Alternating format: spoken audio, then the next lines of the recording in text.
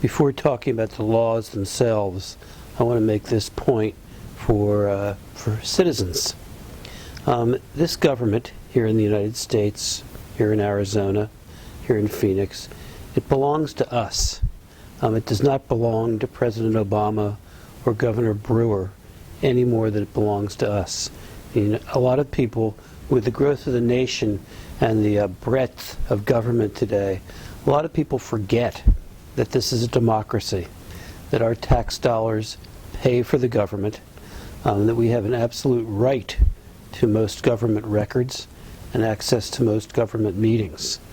And this leads me to talk about Freedom of Information Act requests, sunshine laws, and public records requests.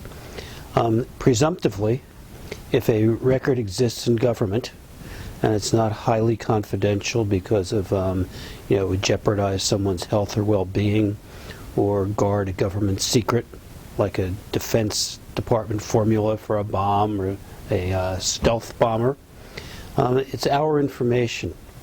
And I think a lot of citizens and even a lot of reporters forget this because of the breadth of government these days. And I think that journalists in particular, but equally important citizens, should remember that they have a right to this information. They have a right to access a public meeting.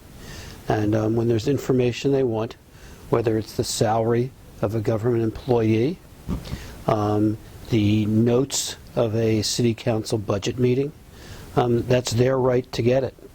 And at a federal level, there's something called the Freedom of Information Act. The short terminology is FOIA, F-O-I-A.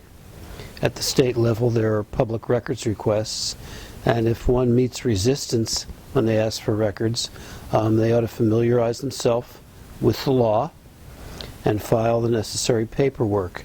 I can remember vividly at the Baltimore Sun, we were doing stories, investigative stories, about a death squad in Honduras known as Battalion 316. And our information was that some of their operations had been aided and abetted, this was back in the 1980s, by the CIA. We requested from the CIA their handbook on interrogation methods. We got nothing. The Baltimore Sun retained some excellent First Amendment lawyers.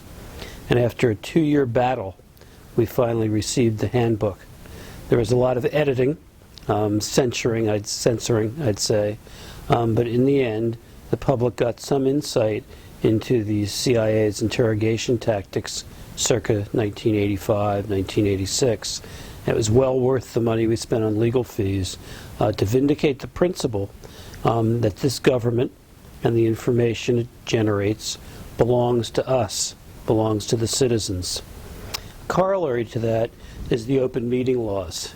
And again, if more than 2 or 3 public officials from a body meet for any purpose, we have the presumptive right to be there. Same way in a federal court or a state court. If a hearing is closed, there ought to be a very, very good legal reason for closing that hearing. When I was a reporter and editor at the Philadelphia Inquirer in the 1970s and 80s, they gave us a First Amendment card. And if the hearing was closed, we were instructed to read from this card, which even now, decades later, I still carry. And I'll read the first few words because I think it's important. It says here, if a court proceeding is closed, the reporter should stand before the court and state as follows. Your Honor, I'm Bill Marimow, a reporter for the Philadelphia Inquirer. On behalf of both myself and the newspaper, I would like to note an objection to the motion to close this proceeding and to the public and request an opportunity to be heard through counsel. And I can remember doing that in 1980 when I was covering one of the most highly publicized political corruption cases in the history of the country called Abscam. As a citizen and a journalist, we, the people, this government belongs to us, federal, state, and local government. The records they generate, the meetings they hold, they are our meetings. We have a right to read the records. We have a right to be there. When we find that public officials are refusing our requests for public information. We need to master and understand the laws regarding freedom of information requests and open records requests. And we should err on the side of filing those requests with expert help if we haven't mastered the law. Last but not least, if we're at a public proceeding and the doors are closed, we should stand up and be counted.